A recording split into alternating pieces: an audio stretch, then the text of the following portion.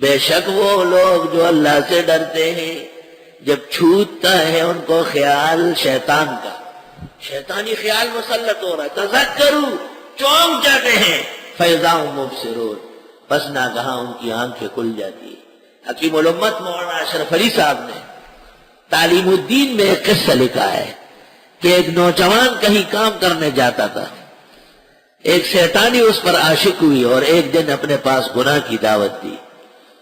گناہ کے اس خاص موقع پر اس کو اچانک اللہ کا خوف ہوا اور گر کر مرا، جان دے دی۔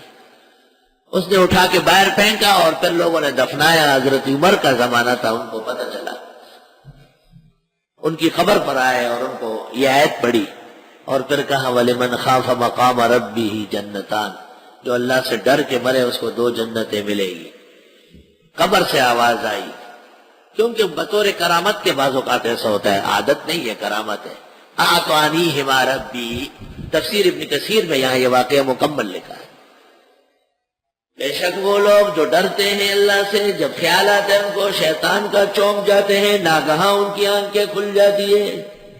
وَإِخْوَانُهُمْ يَمُدُّونَهُمْ فِي الْغَيِّ، اور ان کے لوگ ان کو کھینچتے ہیں گمراہی میں، ثُمَّ لَا يُقْصِرُونَ، پھر وہ تو کبھی نہیں کرتے، ان کے لوگ تو کہتے ہیں آؤ ساتھ۔